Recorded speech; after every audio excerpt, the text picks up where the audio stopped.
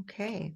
Well, welcome everybody. I appreciate everyone being here this evening. We have a busy schedule and I was just saying, we're going to change the schedule up a little bit because there is another event. So some of the candidates are coming from, so they'll be here about 7:30, 7:45. So as they begin to show up, then we can jump over to that part of our meeting. In the meantime, I believe, Tom, are you here? Yes, I see you. There you are. We're going to go right into one of our guest speakers this evening, Tom Van Bronckhorst, who is the strategic advisor for encampments and special teams with the Seattle Parks and Recreations Department. And in particular, he is now a leader of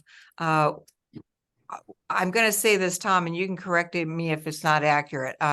One of the specific unified care teams that, in fact, is responsible for Queen Anne, among other districts. So with that, I wanted to have Tom talk a little bit about the unified care teams, what they do, what this new structure means to Queen Anne community, and how we get services from them. So with that, I'm going to turn it over to Tom.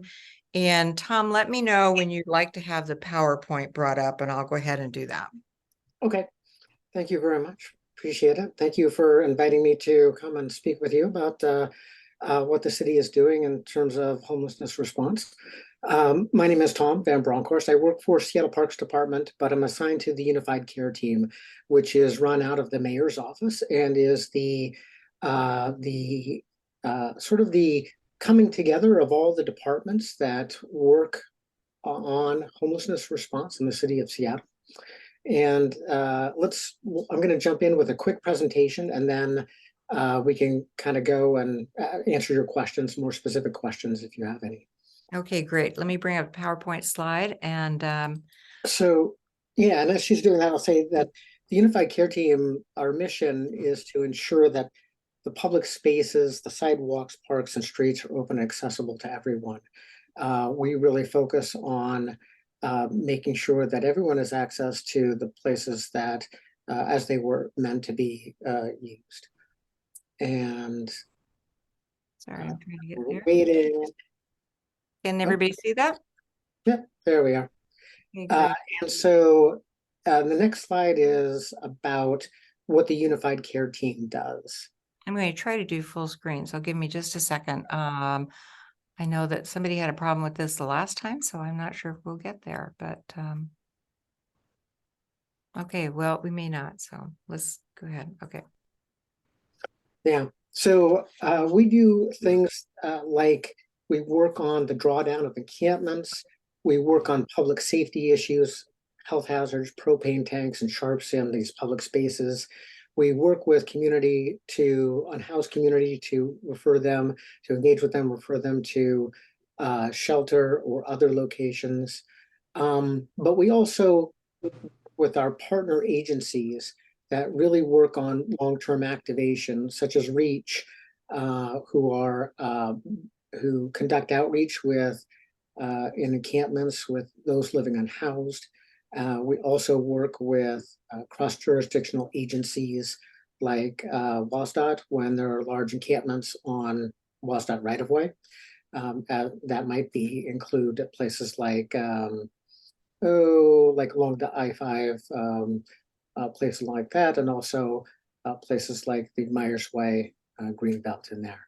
And then we also triage appropriate pathways to other services. So we help people, direct people to behavioral services and emergency response. We don't do emergency response and we don't do public safety, but we can help you get to those places and provide ways. So if you're experiencing an issue such as someone having a bad behavioral issue or a criminal act is happening or something like that, then we always encourage you to call the 911 and have them triage it and that sort of thing. So that's part of the work that we actually are not as involved in since we're more long-term.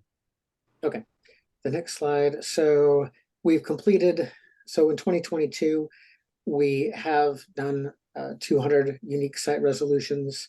We've been working on our parks since 2022 to make sure they're accessible. And we've responded to over 9,000 encampment service requests already this year. So as a part of this, we're beginning to, and as part of our work over the last year and a half, 2 years, you can go to the next slide, we've recognized that there are some challenges, which has led us to work toward this new pilot that we're launching, which is the neighborhood teams. But we recognize there's not enough places for people to go,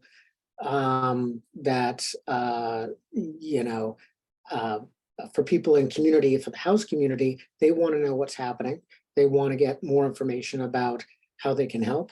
And, we need more sites available, more resources available for people, among other things. And that's why, the next slide, we've begun to pilot the neighborhood teams. And it's our belief that when a community is informed, involved, and know what's happening, that we can help build patience so that our outreach providers and partners have a chance to deliver a more person-centered event process over time to those living in the encampments as we conduct those and resolutions.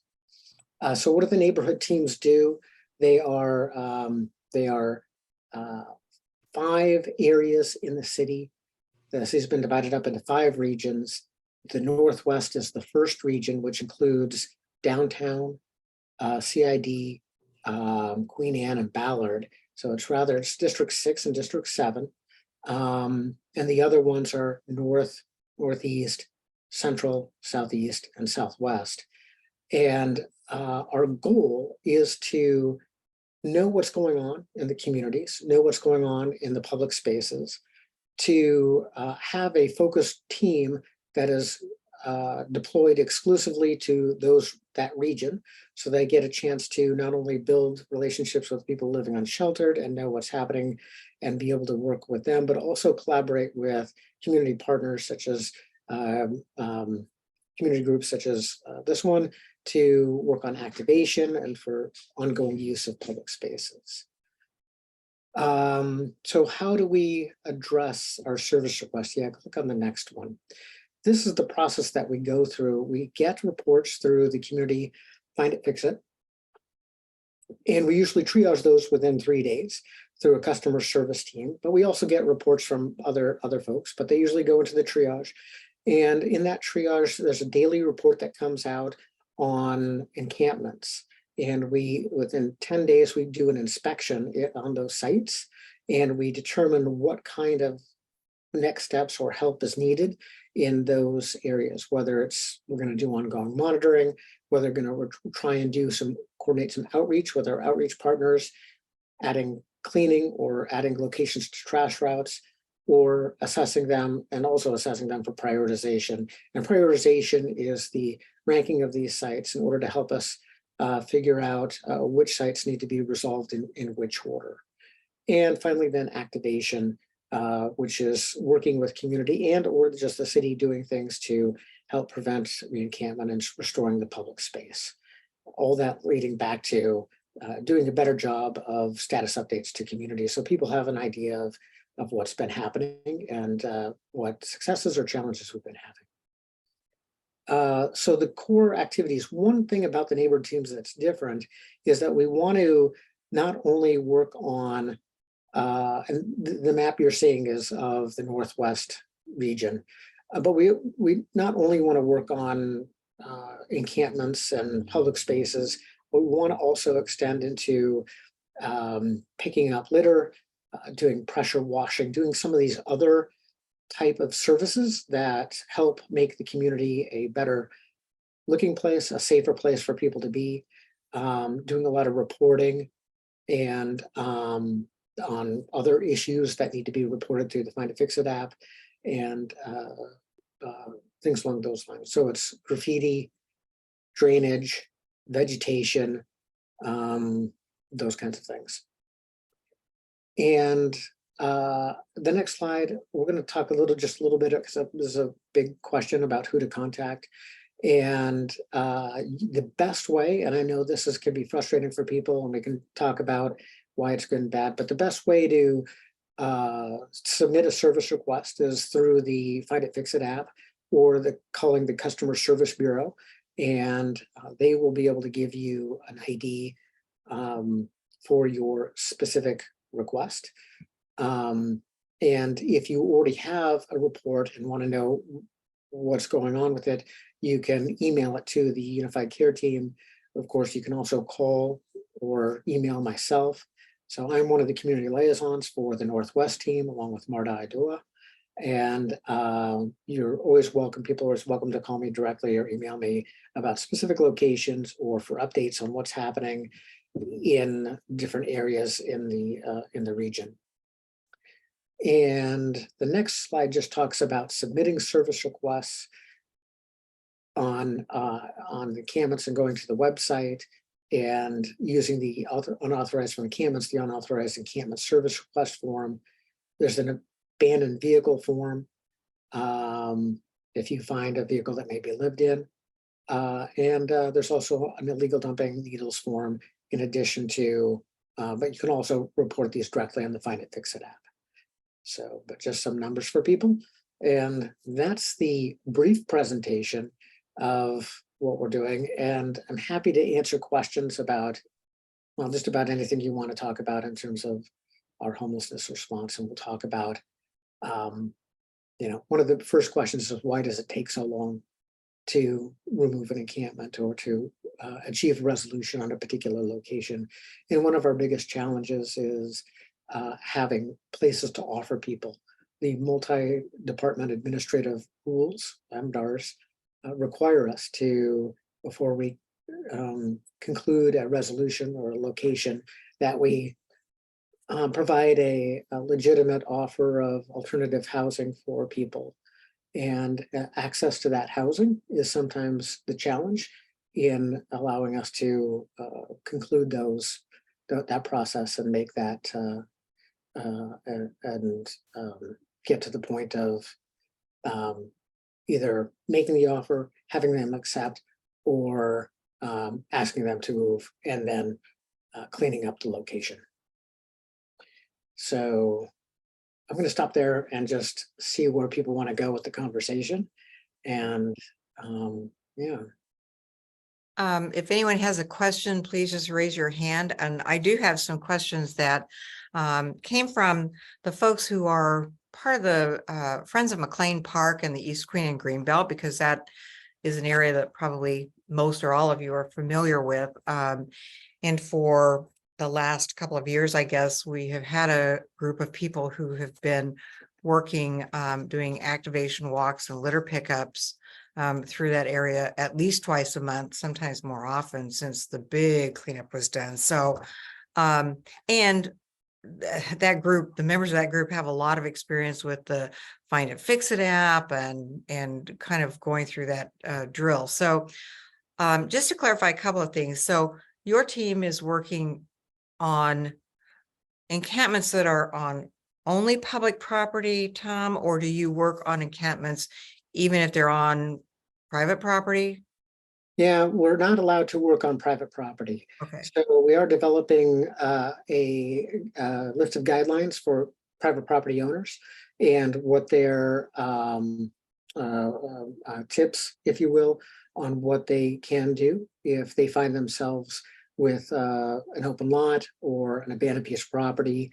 There was one piece of property on Queen Anne across from on Olympic View Drive, I believe, that looked like it was on the right of way, but was actually on the private property there.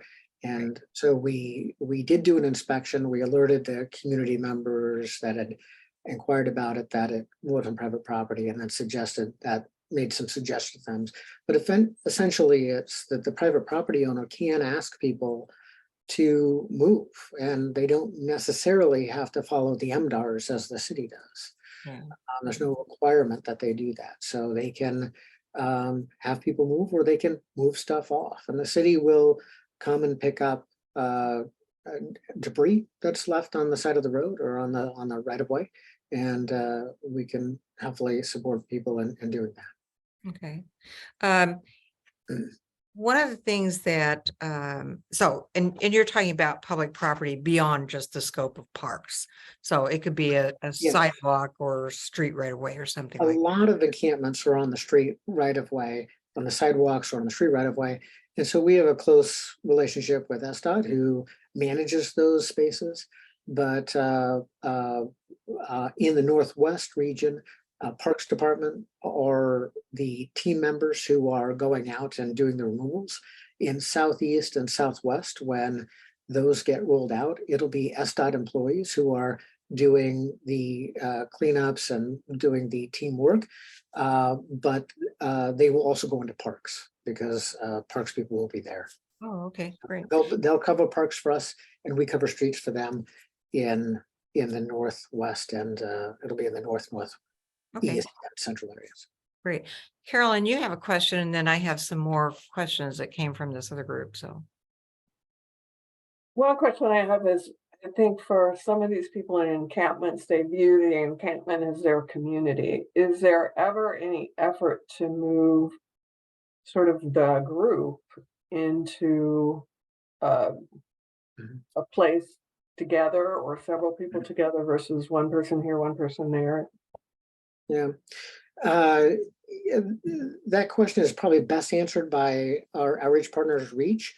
But I can tell you, in the larger encampments that we've worked on, especially when there's been a longer runway toward resolution, where they've created a by name list. And I'm thinking of places like Woodland Park, where there are 50 plus people, that they actually did do that. They did work on, when there were people who identified that they had partners, or that when they were making those offers of housing, that they would try and make them something that worked for them. So in the smaller encampments, sometimes we always try to make something that's going to work for them, if they have pets, or if they have partners or something. When it gets larger, like 3 or 4 people want to travel together, it becomes more of a challenge, because we're challenged on the number of spaces that we have to begin with. Oftentimes, as you're probably aware, the tiny house villages are very popular as an option for people. A lot of people want them, and they don't want other stuff. We don't, just because they don't want it, if we're making them a legitimate offer, even if it's not their perfect offer, we still move forward and say, we've made them an offer. It wasn't perfect for them, but it was the best we could do in that moment. And that could be, a hotel voucher. It could be a shelter space. It could be a tiny house village, any one of those. What happens, so this is a particular situation that we've encountered with the Greenbelt, especially because it has begun to repopulate, and there are some people who have been there now for many, many months.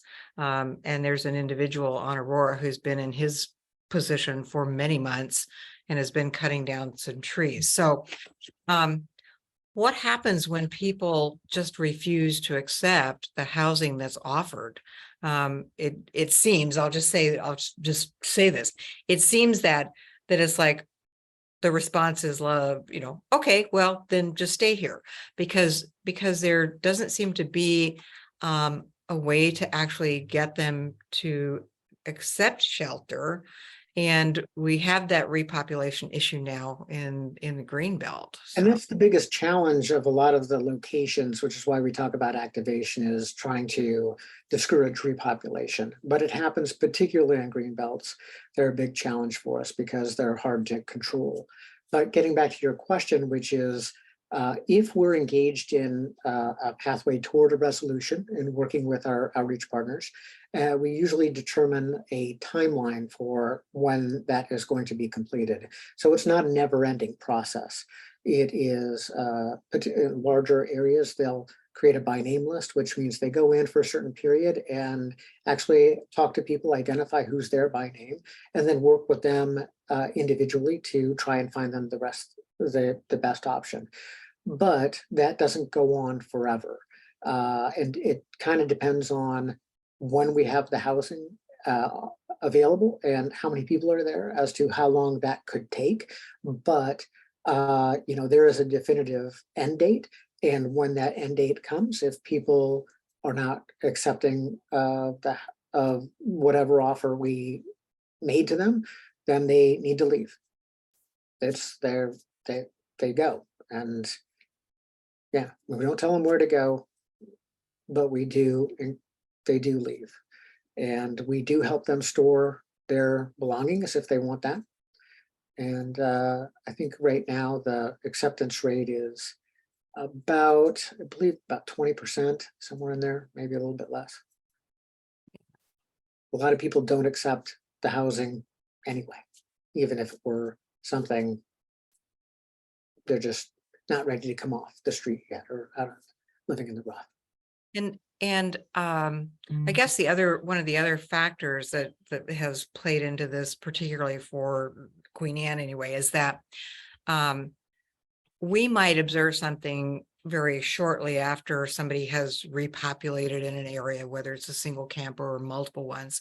And in fact, I spoke to you today about some people who are gathering a lot of belongings just very near the green belt, and they were sitting back in the trees. Their stuff is still sitting outside the green belt, but it's there. And I'm sure that they're moving that stuff up into the green belt this evening. And so I guess how quickly, once we can fill out a customer service report or find it, fix it or whatever, but then how quickly does somebody reach out? Because once they're there for months and months and months, it's got to be more difficult to get them to move than if they have just kind of begun to move in and, then get an opportunity to go somewhere more permanent. So a couple comments on that. One, it's helpful to know, and we can have I will be elevating that particular location and see if we can get somebody out there to chat with them. I think in this case, we would not be doing a removal, but just asking for voluntary compliance, which is asking them, hey, maybe this isn't the best idea. Maybe, see what we can do, see what it is they're needing. But as I mentioned, the green belts are large, they're big, they're oftentimes lower priority than other locations in the city because they're large and less used, I should say, and oftentimes on the hillsides. So it's a big challenge to prevent people. I can say that after a removal happens, if we have gone through the MDOT process and removal has taken place, a resolution has occurred, as soon as somebody moves back in, we can, and we get a report, we can remove them immediately. We can, we call it, obstruct them and just say, oh, no, we've been through this. You can't be here. You need to move on. And we don't necessarily go through the entire process. We give them a warning. We post it with advance notice, but we don't necessarily do a month of outreach. Okay. Sean, do you have some input or question for Tom, or we're happy to hear from you too? Yeah, I have a question. Tom, thanks for coming and speaking. I'm also here as a guest. I work for the LEAD program, and we contract REACH to do outreach and case management services for LEAD. I just wanted some clarification. I want to make sure that I understood you correctly. Did you say that when you do outreach, or when the Unified Care Team engages folks in the green belts, did you say that roughly 20% of the people in the green belts accept shelter or housing? No, I was recalling just a general number overall, not people in the green belts, but the totality of all offers made. Okay. And I could be wrong. If you have a better number, I'm happy to. I don't know. I'm just trying to I'm hearing what you're saying, that basically 1/5 of people that you guys engage are amenable to the shelter or housing options. I'm trying to understand why is that? Is it, are these congregant shelters that they're being offered? Are they Why is tiny? it so low? I mean, I'm not suggesting it's Or- low or high. I'm just trying to figure Yeah. out, like, what is it that they're being offered in terms of shelter or housing? Which one is it? Because those are different. Yeah. And what form are they being offered? What form of housing or shelter are they being offered? Yeah, and it could be a variety of things. There's not one, but it could be shelter, congregate shelter, such as the NAV Center or something along those lines, which have services, which I believe all our shelters have services now, but are still congregate shelters, which have their um, uh, problems as far as people living unhoused. They're not necessarily the most popular. They could also be tiny house villages. They could also be, if we're in a situation where there's hotel space available because another partner agency was purchasing a hotel or had moved people around, then maybe there's some hotel space, like Catholic Community Services has opened up a tiny house village and they were able to move some people thereby into the new village, but it opened up hotel space. So I'm sure that some of that space some of those spaces were offered to people who they were looking for. There's also a new village opening up in Ballard in the coming months. I think that one is going to be run by Chief Seattle Club. I think it's going to be focused on people with Native heritage. So when there's an appropriate person that we come across who might be a good fit for that, that's where that connection can be made. Great. Does that get to your question? Why is 20% a big number? And I'm not going to swear to 20%, but it's right in there. I think it's right in there. Is it a big number or a small number? In the world of dealing with people living outside, it's a pretty big number. It's not bad, but for other folks, it seems pretty small. So Tom, I mean, I'm with you. I'm also a social service provider, and do the same work. Yeah. The reason why I'm asking that question is just, I didn't want to make any assumptions about what I heard you say. But then now that you've answered it, I just want to I don't want to hijack what you're saying, hijack your meeting or anything, but I kind of want to complement it or supplement it a little bit because we both do similar work. And if I were in the position of the folks in this meeting that have people in their green belts in their backyards or in their neighborhoods, and I'm assuming that folks are probably thinking like, I would like to see a higher number than 1 out of 5 move out of those spots, and then they're coming back. I have to answer these exact same questions. So what I typically say is that, I mean, I'm saying it now to this group, I guess, because this is the same thing that I come to these meetings and have to answer these same questions.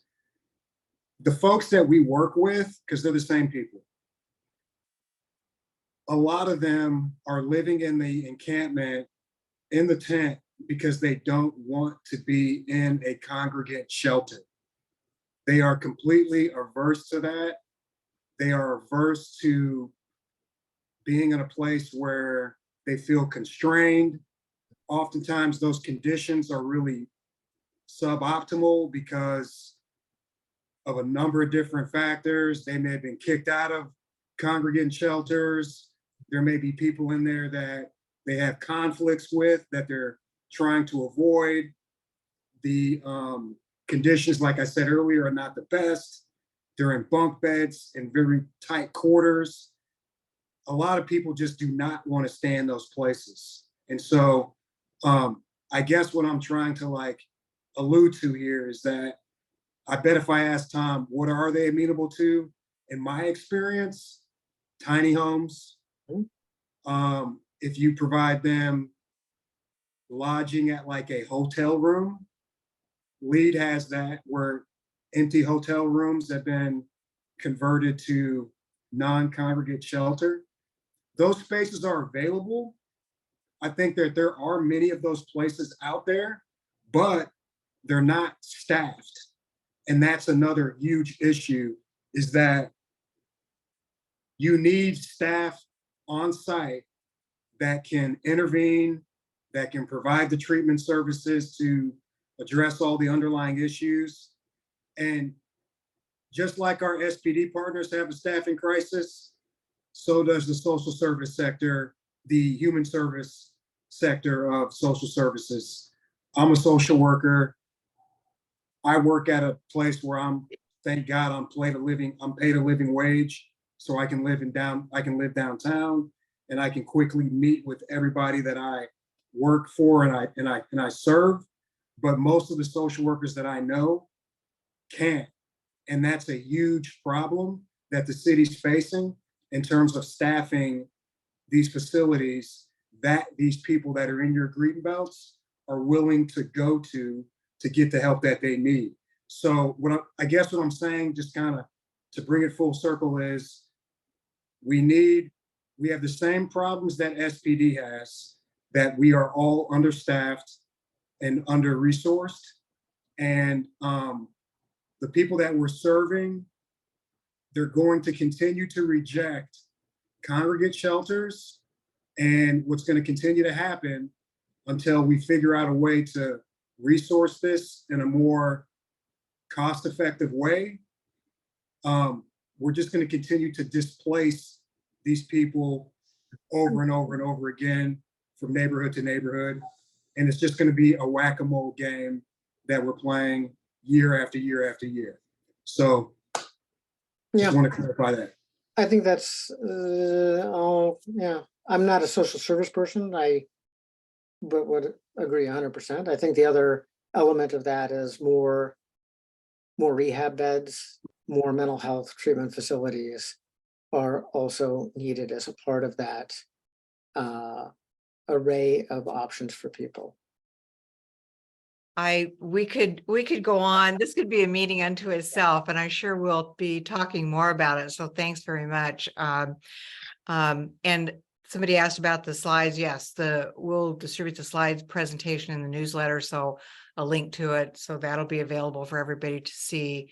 And I guess and some information about how to report to the Unified Care Team and how to report the encampments. I think for us as citizens, dealing with this, our best thing is to continue to report these, to be diligent about reporting them. If I report one or two of them every month, it's sort of a little routine that I do, because they don't get resolved, they're still there. So until it reaches, the appropriate level of urgency or the top of the stack or something, I know that there's a long list of these things. So Yeah. Thank you. Yeah, I'd say feel free to reach out to me directly, or if you want to reach out to Paula, I'm sure I'll be talking with Paula on the daily. Yeah. Which is fine. And Cindy Moulton is my partner in crime and friends of McLean Park and the Greenbelt. So did you have something you want to say, Cindy? Yeah, I just want to express the frustration of those of us who have been doing this for 2 years, and that we have been reporting this, but we never got feedback that any action was being taken.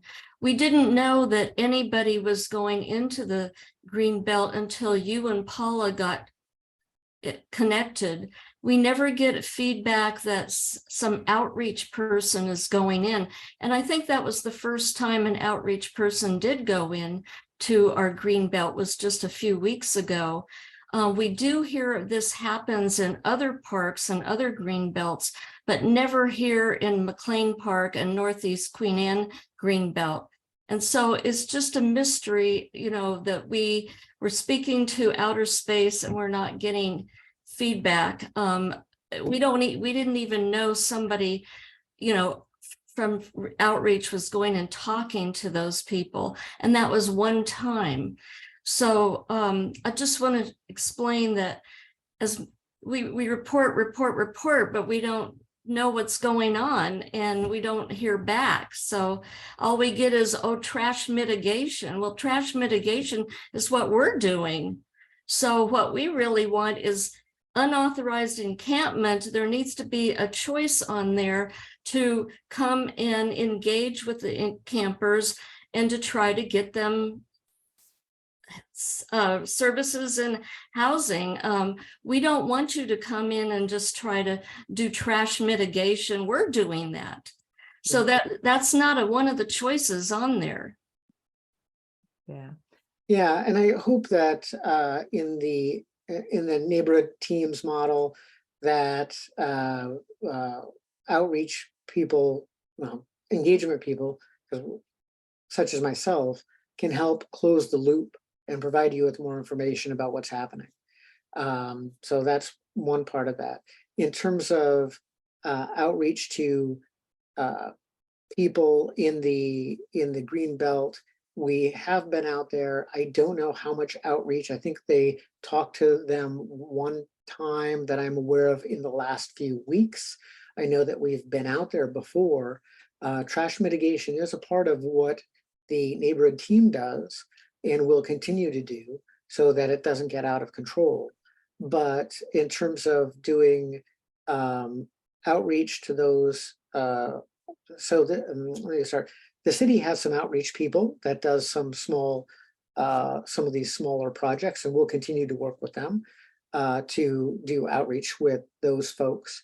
But in terms of getting our larger, our broader partners in terms of reach, doing their outreach as they're able to offer some of the housing options, that will need to come at a later time when we're able to prioritize that particular location. Meaning that outreach may be coming later. And Yeah. because this location is a problem because, You mean, why isn't it at the top of the list? yeah, why isn't it So- somewhere on the list? Oh, it's on the list. It's on the list. So there are, I think, usually 300 to 400 sites typically at any one time.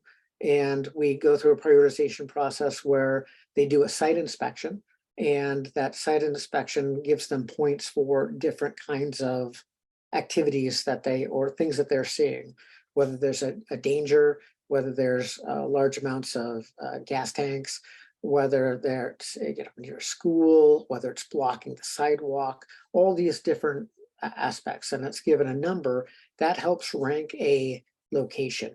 Environmental concerns, such as what you're talking about with the tree cutting and other things like that, counts. Complaints from neighbors count, but it only counts once.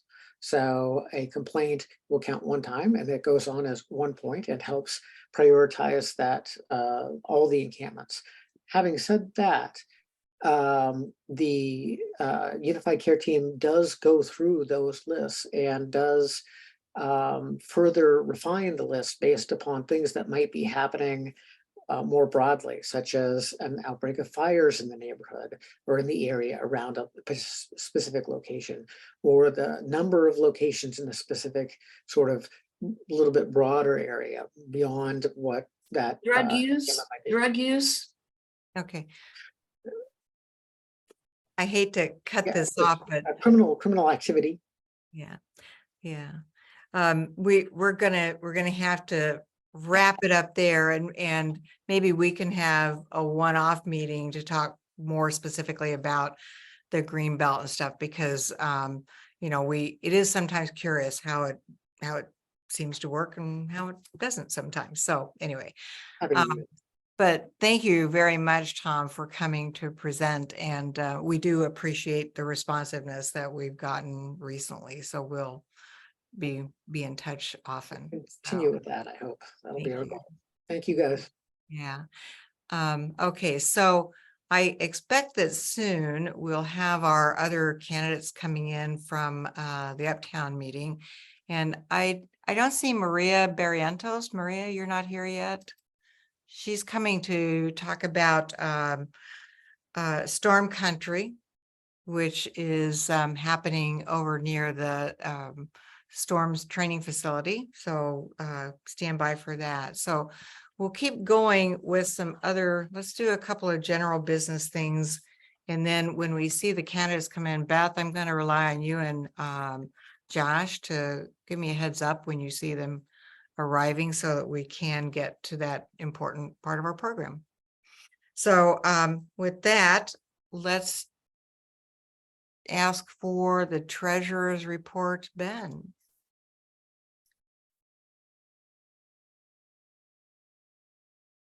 For the general account, we have $2,202.26. And for our appeals account, we have $1,426.45. Great. Okay, thank you. And hopefully everyone has reviewed the minutes. And do I have a motion to accept the minutes? Anybody? So Motion. moved. And seconded? Second. Thank you. So the minutes are good. And with that, let's we could go to committee reports, but I don't, Denny is not here. He's actually traveling today. And I know Tyler is nursing a cold, so she may or may not want to say much about public safety. I have a couple of general announcements that probably many of you have seen about things that are happening. So Caroline wanted to talk about trees for a few minutes. So Carolyn, you've got the floor for a while. Thank you. So you may be aware that in the last couple of years, the tree canopy in Seattle has sadly shrunk. Older trees have died off and some are dying because of just change in climate that's happening here. I wanted to alert everybody that from now until August 7th, you can apply to the city for free as in free trees. And what I'm hoping is that we can get some groundswell on particularly getting people to plant trees in their parking strips, which is the city-owned property. And they will tell you what kind of trees, depending on if you have overhead wires or if you don't, and types of trees that do well and survive and so forth. It becomes the homeowner's responsibility to take care of the trees once they're there, but putting trees in can make a huge difference in the appearance of the street and your house and so forth. I did a flyer, which I think may show up in chat, and also there's a direct link for you need to apply for the street trees. So get in there, do it. Again, the cutoff is August 7th. And if anybody wants to help me work on this, contact me directly. I'll put my email address in chat as well. Thanks. Hey, Caroline, I've done it. It's fantastic program. Lou, the gentleman that runs it, he sends you updates, helps you with watering. I mean, it's they really do knock themselves out. So if you need any help, let me know. I've got a beautiful oak tree out there with a water bag. And then they even have, they have some interns coming in and inspecting the trees that you planted. Oh, great. Thank Yeah. you. Yeah, and the guy, I can't remember his last name, but his name's Lou, and he's fantastic. So it's a great program, and you get to pick your own tree. Even better. Good. Thanks, Caroline. Okay, and I see Jorge is here. And do we have Sarah yet? I think we're Beth? still waiting for Sarah. Okay, then we'll keep going. Dawn, since we've talked about trees and primed the pump, is there an update you'd like to do on the Parks Committee and what's happening with parks?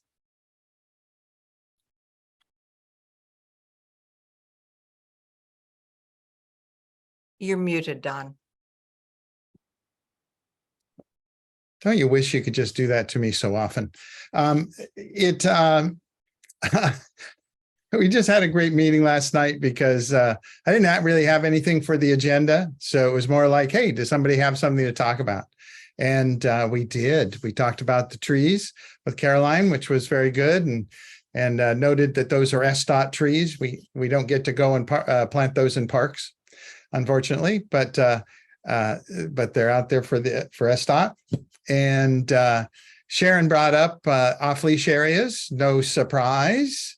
And of course, she's concerned about the progress on how the city is doing on narrowing down the 9 selected sites.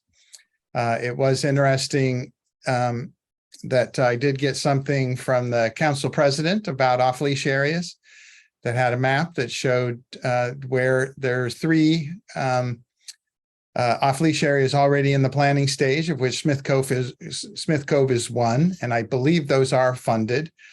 So they are different than the 2 that we were doing, which is one of the 2 is guaranteed for West Seattle, and the other one is what we're trying to grab.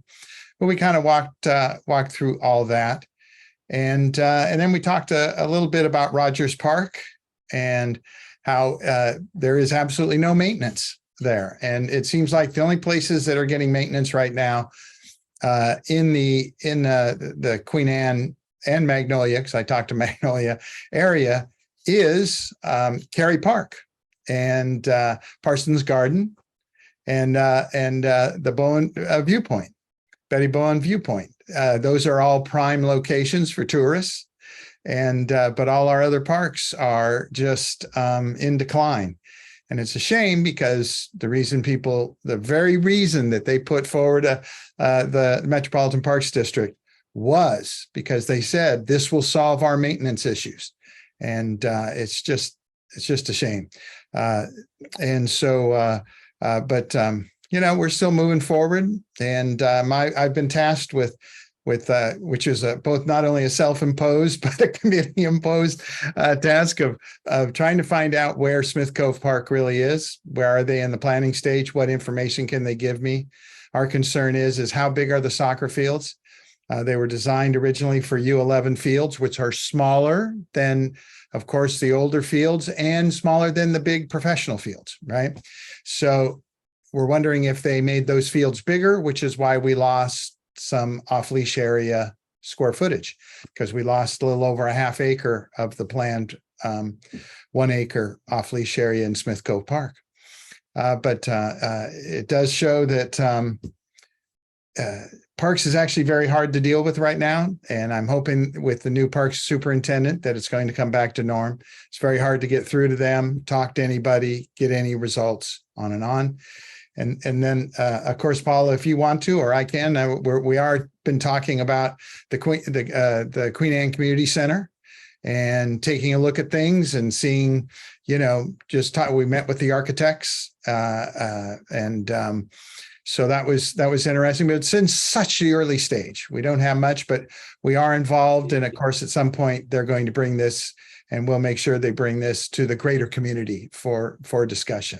So right now we're just laying some groundwork that is more primed for saying, you need to listen to us.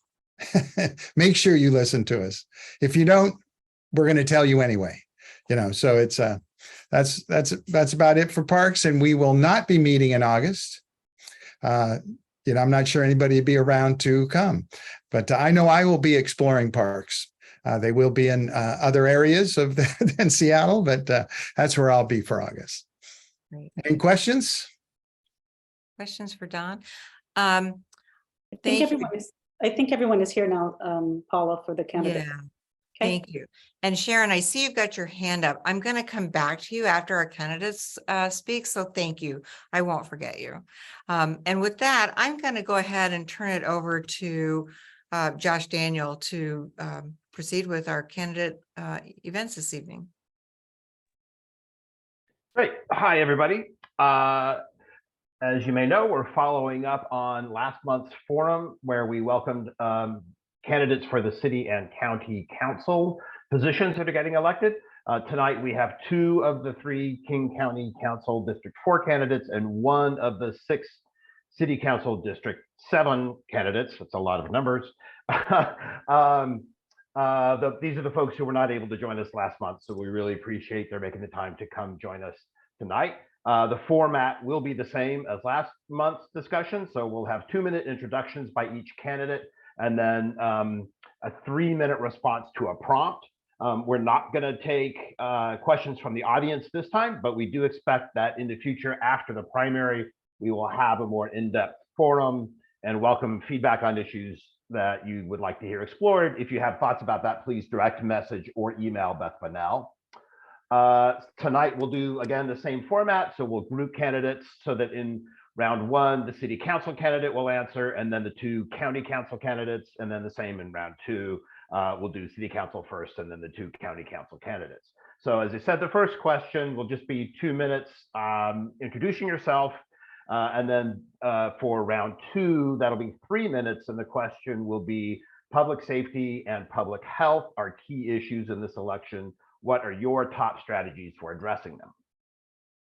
So returning to question 1, in 2 minutes, please introduce yourself, and we'll start with Aaron Marshall for City Council. Hi, folks. I'm Aaron Marshall. I live on Westlake and Denny currently. I lived up on Taylor Avenue North, oddly enough, right next to that greenbelt for 10 years.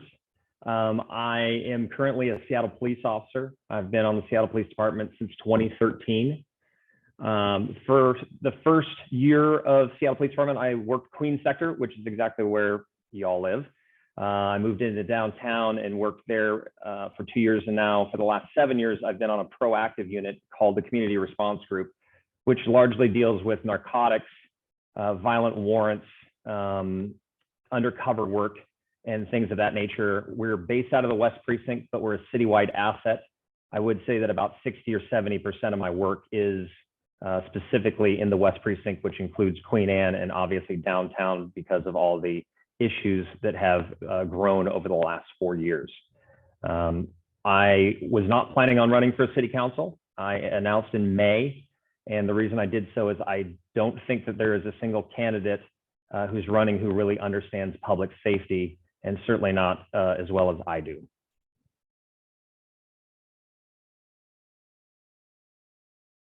Josh, I don't want to speak too long, so. No, sorry. I meant to say I was going to give you a 15-second warning when you're pushing up against 2 minutes. But if you're done, I'm happy to move on. No, I'm good to go. Great. Okay, thank you. So then moving on to county council, the first candidate, we're going in alphabetical order here, is Jorge Barone. Thank you so much, Josh, and hello, everybody from Queen Anne, one of your neighbors. My name is Jorge Barone, and I'm grateful to live over in 8th Avenue West. All 3 of my kids have gone through co-elementary. I got 1 more year of my soon-to-be 10-year-old to complete 5th grade, and we'll do the full co-elementary tour with 3 kids. And I also happen to be married to an amazing woman that many of you know well, Tyler Crone. So I want to make sure and send a shout out there. And I'm grateful to have the opportunity to serve and to set myself forth for the King County Council to represent all of you. And the reason I'm doing that is because I believe that together we can build a stronger, more just future for everyone in King County. My vision for King County is really grounded on the value that our success as a community depends on the well-being of every one of our neighbors. That means ensuring that all residents of the county have access to affordable housing, a healthy environment, a fair criminal legal system, reliable transportation options, and social services, including childcare and behavioral health supports to thrive. I believe my professional lived experience make me the best qualified candidate for taking on this role. First, as an immigrant who arrived in the United States from Colombia at the age of 13 and who was bullied for not speaking English, and as the proud parent of a trans daughter, I understand the importance of confronting injustice and the challenges faced by marginalized communities. Throughout my legal career, I've dedicated myself to working on behalf of those communities, leading an organization called the Northwest Immigrant Rights Project for the past 15 years, and gaining recognition as a respected civil and human rights leader. Second reason is that in order to address the challenges the county faces, a council member is going to have to work effectively with state and local partners, and I have a proven track record of building coalitions and achieving policy change at the state and local level. And third, I'm the only candidate in this race with extensive executive experiences. I have served for a decade and a half as the chief executive of one of the largest nonprofit law firms in the Pacific Northwest, overseeing a staff of over 150 employees. I'm grateful to be Thank you. I'm grateful to be supported by leaders like Representative Pramila Jayapal, by County Council Member Jeannie Coe-Wells, and Councilmember Girmay Sahilai, Senator Noel Frame, Representative Liz Berry, and also by the Seattle Times. And I hope to earn your support. Thank you.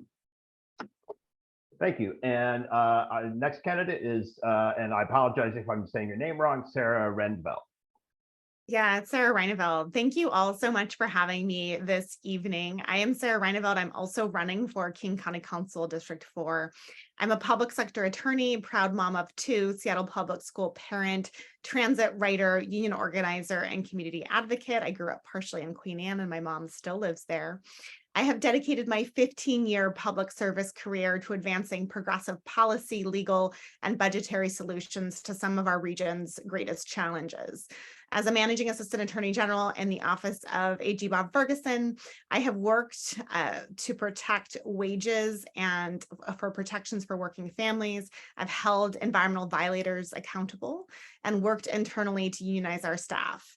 In 2016, Councilmember Coe-Wells appointed me to the King County Women's Advisory Board. And since that time, I have been working collaboratively with communities across King County to secure investments in affordable housing, behavioral health, childcare, and services for survivors of gender-based violence. I want to continue that track record of working collaboratively and centering communities to advance progressive solutions on the King County Council. I am running because I believe we need bold and transformative action at all levels of government, really to meet the urgency of this moment. The status quo is not good enough. And I think we've seen the pandemic has really laid bare inequities in King County that are disproportionately impacting women, communities of color, and other marginalized communities. And King County can do more. And I am committed to doing more, to creating a more equitable and sustainable future, and to tackling the real challenges that we see in our community by building and creating more affordable housing and addressing root causes of our public safety and homelessness crisis, tackling the climate crisis, and ensuring that we are connecting our communities with fast, safe, reliable transit and our neighbors in behavioral health crisis with services. I am proud to be endorsed by the King County Democrats, by MLK Labor, Washington Conservation Action, the Seattle Building Trades, and leaders such as AG Bob Ferguson, my boss, Public Lands Commissioner Hillary Franz, who lives in the district, as well as Councilmember Coe-Wells, Sahilai, and the majority of the King County Council. And I would be honored to earn your support here this evening. Thank you for having me. Thank you. And now we'll move on to round 2, where we'd like to limit your answers to 3 minutes. And again, I'll give you a heads up when you've got about 15 seconds left. And the question is public safety and public health are key issues in this election. What are your top strategies for addressing them? And we will start with Aaron Marshall for City Council. Thanks. It's obviously one of the key questions that I get asked all the time because I am a Seattle police officer. Unlike any of the other candidates who talk about public safety, I actually live it every single day. Not only do I work 60, 70 hours a week in a proactive team that deals with addiction, mental illness, and a chronic homelessness crisis, I live in downtown and I spend a lot of time on my days off in my community in Queen Anne, South Lake Union, and downtown. Unfortunately, right now, and it was really nice to actually listen to that entire exchange before we started this. I think what we are lacking and what I think some of the members of your board are hoping for is that we continue with the idea of having a whole lot of carrot, but what we're lacking is a little bit of stick. That question that you asked about, well, what happens then? How do we get them to really, go on and take the services? Well, unfortunately, we have to create some laws that are going to give us the tools that we need to move forward. For example, for addiction, which is basically a health crisis, I think we can all agree on that. I need to have the police department have the ability to criminalize some drugs. You can look at my arrest record. Over 10 years, I probably arrested less than 12 people for simple possession of narcotics. It's something that we use as a tool to get them to the services we need, or we use it as a tool to get to their dealers. A lot of people who are in crisis and in addiction, they don't want to spend any time, even in a holding cell. And they're very quick to tell you that listen, I'll point out exactly who dealt me the drugs right now. These kind of things are the nuances that unfortunately politicians don't understand. So when they talk about public safety, they say big, broad things like, okay, we need to hire 300 more officers, or we need to have 1,400 officers. These are talking points that they've gotten from somebody else. They don't understand how that we hire these people, what they do, how it works. And I can go on in a lot of detail about where we're lacking and the process, how it stops. Sean Blackwell, I agree with about 80% of the things he said. I mean, we really have some issues that as a city council member, you have to ask, well, what is the next step? What is the next step? Where do we go? Because the pipeline just completely explodes into a million different directions. As far as the health concerns, we have something called the Involuntary Treatment Act. That is something that only law enforcement can use if you're a threat to others, a threat to yourself, gravely disabled, or a threat to property. We need to expand that, but then be able to know that there is actually services on the other side, because right now, we simply usually take people up on a gurney to Harborview and they sit in a hallway for about 2 hours before somebody talks to them, and then they just go right back out on the street. These systems are really important to have somebody on the city council who actually knows how they work, who knows public safety. For far too long, we've had just academics on the city council who can go on and on and on about every program that they actually don't know how it works. That is something that I think the city council is extremely lacking, and something that I can provide. Okay, moving on to the county council candidates. We'll start with the same question for Jorge Barón. 3 minutes. Yeah, thank you so much.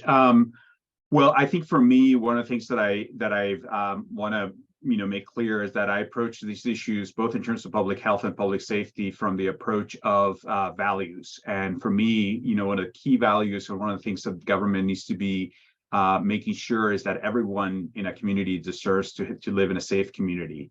And for me, one of the things that I think for me is deeply problematic is that, as I mentioned, we have 3 children, and the fact that right now the biggest risk in terms of fatalities for young people in this country is gun violence.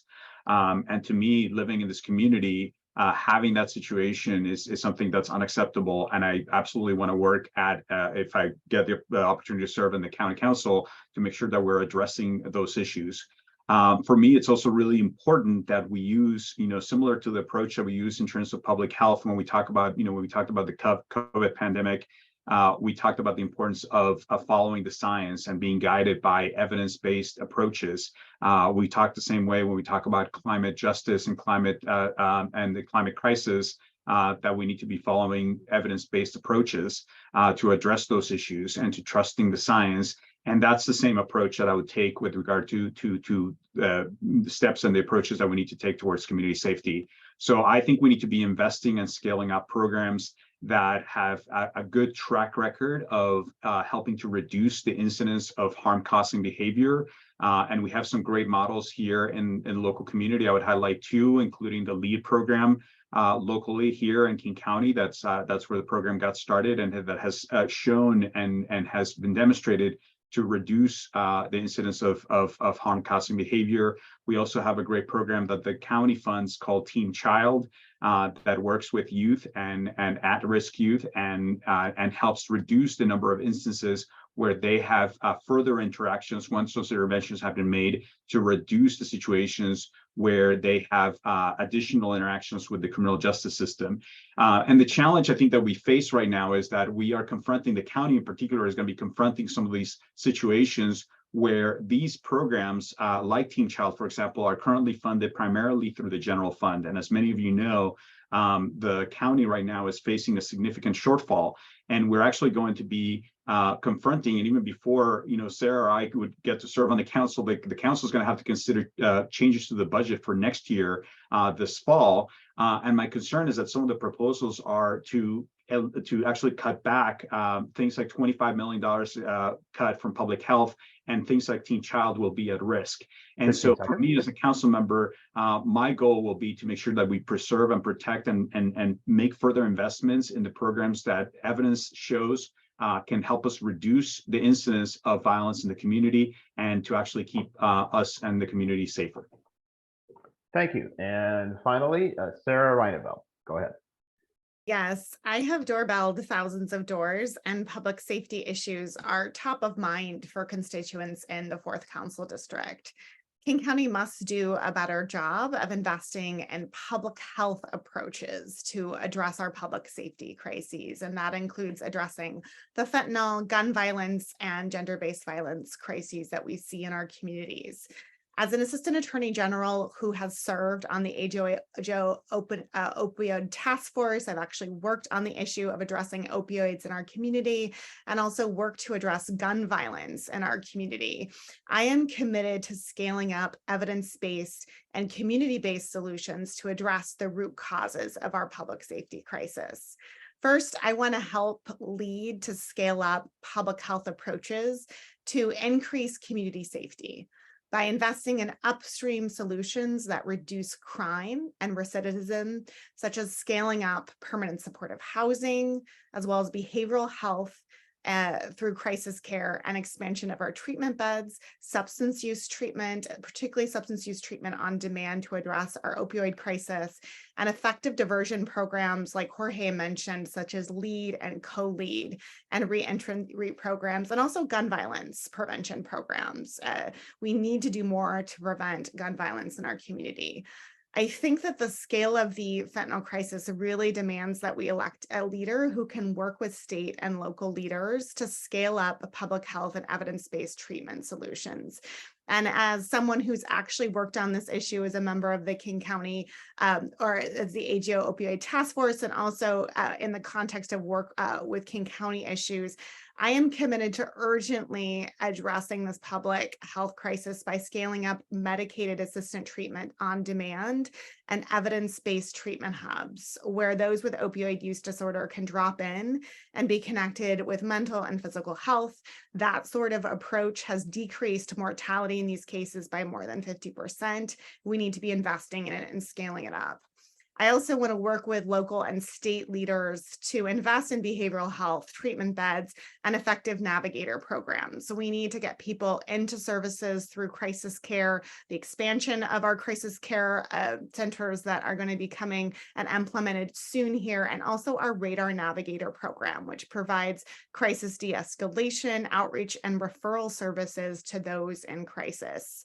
One of my top priorities as well on the King County Council is going to be working to continue the county's work to invest in upstream solutions to prevent gun violence and to finally establish a King County Office of Violence Prevention and gun violence prevention. And the county has made some progress on addressing gun violence, but we really need to do more to empower communities and ensure that they have the tools available for community-based solutions to this crisis. And I'm not sure how much time I have now, but I think, is that it? Yeah, you should. Yeah, let's wrap up. So those are some of my ideas. I'm really excited to work collaboratively with community to address our public safety crisis in a way that centers public health. Great. Well, that's it. Thank you to all the candidates, and I'll hand it back over to Paula.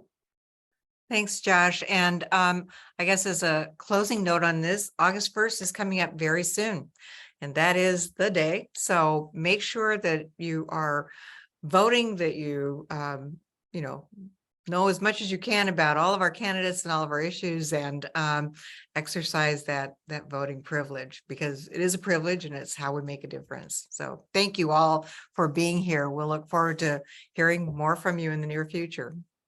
Thank you for having us. Absolutely. Okay. Okay. So Sharon, is your question about parks or something else? Okay. Then let's do this. Well, Oh, I'm sorry. no, it's about Seattle Pacific University's major institution master planning process. Okay, right.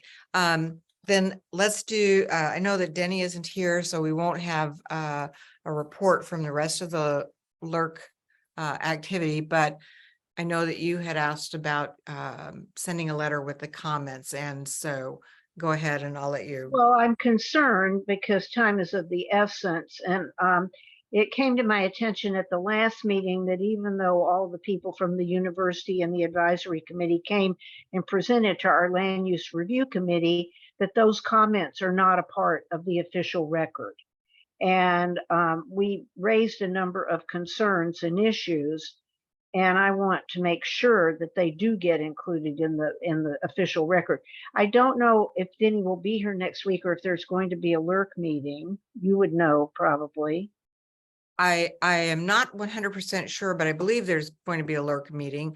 And I did communicate to him because you had copied us on that letter or the email. I suggested that you guys take that under the auspices of LURC and just prepare an appropriate letter, and it can go to the appropriate parties to get that on If there is no meeting, I was wondering if you we can circulate it, or could- he can actually could circulate it draft among or LURC. might want to draft something. I think you were at that meeting at LURC, I believe. Right. And I think I enumerated the key issues, and if you have others, but I just think it's real important that something official goes out to all the appropriate parties, and I could help with that. Thank you. And you and Denny and I can at least put heads together and decide what the best course of action is. Yeah, their draft of the major institutional master plan was supposed to be out this week probably, or mid-July, and there was supposed to have been a meeting tonight. I didn't get notification of it, so I assume it's been delayed. Okay. But there will be a copy of the report, and we really need to get a copy of that from the university as soon as they release it so that we can really go over it and comment. Okay, great. Well, we'll connect then in the next few days when he's back in town. Okay. Okay, thank you. Thanks. Okay. We've covered parks, land use. Beth, would you like to just mention briefly, we need to talk about passing or voting for our annual resolution that we have to do, because that allows us to vote virtually for our board members in September. So that very important election is coming up too. And we'll be doing some outreach, asking for people who are interested in running for the community council board to submit their letters of interest. And then the election will actually be held on September 20th. And I believe I checked all of the calendars for holidays so that we are not up against any conflicts like we were last year. So did everybody on the board get a chance to review that resolution? I had it in the 2 board packets that I sent. Are there any questions about the resolution? It's the exact same process we've been following for the last several years. Do you have a question about it, Sharon? Is your hand still up? Okay. Anybody have a I'm question? sorry, I thought of one other, on another topic, one other comment. I'll wait till after this. Okay, Well, thank it's not you. about this. Okay. If there are no questions on the resolution, and Beth, you have it, but I'm not going to read the whole thing. So I think I assume everybody's okay with it. Then I would like a simple, I'll do a simple vote. Is anyone abstaining? Good. Is anyone voting no? Good. Then it passes. So thank you very much. That was easy. So we'll get busy with our election process here in the next week or so. And I'm sure that some of you will be raising your hand to help out with that process, because some of the folks who normally do that will be running for election. Okay, so Sharon, you had something else you wanted to comment on? Well, actually, 2 things now. Could you send a list of all of us that are up for re-election this year? For one thing? Absolutely. And I can actually, yeah, I'm happy to do that. And I'll do that after the meeting to the board members. Thank Yeah. you. So I got a weird email, and I want to know if other people got it and what you did about it. And I'm scared that my computer was maybe infected with the virus. It was from Jessica. Jessica, I don't know how to pronounce your last name. Jessica. It was like, I opened it. It said Queen Anne Community Council board meeting. And I hesitated and I opened it, and it was from something like 2 or 3 years ago when Ellen Monrad was still our chair. And it was really weird. And I got out of it as quickly as I could. And I'm wondering if Jessica's email was corrupted and if we all got it and if I've infected my computer. Did anybody else get that? I got it. Yeah, I got You it. did I get it? did not. I I got did. it. Did you open it? What do you think? Well, I don't know. I think it was almost like a calendar, like an adjustment to a calendar update or something. Yeah, it was probably just, I don't have any viruses on my Yeah, computer. I didn't, Sharon, I feel comfortable that, you know, because my computer is checked daily, so I felt comfortable with what it was. I think maybe Jessica had us on maybe an auto update on a calendar issue, so, but you might want to run a virus scan just to be safe. It was from several years ago. It was really scary once I saw it, so. I've had that happen to me in the past, Sharon, and I think it's probably what Beth is saying. It's usually like a calendar invite that comes up, or somebody's left an organization and it comes up. So my apologies that came to you. Okay, you don't think I need to be concerned? No, just I don't know. run a scan. I'm too tech illiterate to run a scan, so that's what I'm worried about. Thank you. Okay, so I'll go back to the general comments. So we've done the trees. If you've seen the emails recently, Uptown Alliance is holding a special meeting about the Sound Transit Link Light Rail project. There's a proposal now by Sound Transit to eliminate the 7th and Harrison station, which would be effectively the station that would serve East Queen Anne or much of Queen Anne, South Lake Union, and certainly all of the area along Westlake. So they're gathering signatures. I hope that everybody has seen that petition signing request and that you'll sign it, because that elimination of that station will be a big hole in our public transit system. And they are holding a meeting on the 18th of July, which unfortunately is the same night as another event that I'm going to mention. But I will include that information about the meeting with the link to that, as well as the information that they provided about the petition effort for keeping that 7th and Harrison station, if you are interested in that project. The Belltown community is holding a public safety forum also on July 18th. And I'll be attending that and helping out there. So if you're interested in that, there will be information in the newsletter, although I think that's been shared as well. But about what that forum is, there will be speakers professional speakers from the community about public health and public safety issues. So it's a 2-hour program and probably very well done. So look for information on that. Let's see. I will also ask, we put a lot of things in the newsletter, but if anybody ever has anything that you would like to see go into the newsletter and you want to write a little blurb, please feel free to do that and send it to me. The newsletter, I try to get it out at least within about 3 days after this meeting. And then because there are so many things going on and we're getting notice mid-month about a lot of things, we've been doing a mid-month newsletter as well on a pretty regular basis over the last several months. So please forward those items. And I guess the last thing is I learned that Parker Dawson is leaving Andrew Lewis's office soon. He's moving out of the public sector, and we'll miss him very much. He's been a great partner for us. And anyway, but we wish him well in his new endeavors. So, and I think that's everything that I have. So Caroline, you have something. One last, Beth Bonnell reposted the flyer at 7:51 about the tree thing. And if you have any friends, neighbors, etc. on Queen Anne, please feel free to send that around. Thank you. Okay. Anything else for the good of the order?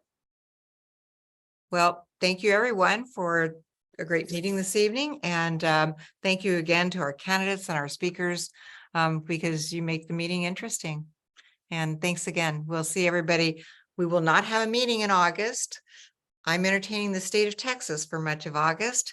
So, and sometimes this feels like it's all of them, but in any event, so I'll be pretty much out of pocket, but we will meet again in September. And I think the date is September 6th. There'll be some activity around the board election in the meantime, though. And so we'll look forward to. I'm sorry. What date is the board election? The board election is September 20th, and that's in that resolution, but I'll include that 20th. in the newsletter. The board election is the 20th. Our regular September meeting is September 6th. Yeah. Okay. Okay. Anything else? Great. Thank you, everyone, and good night.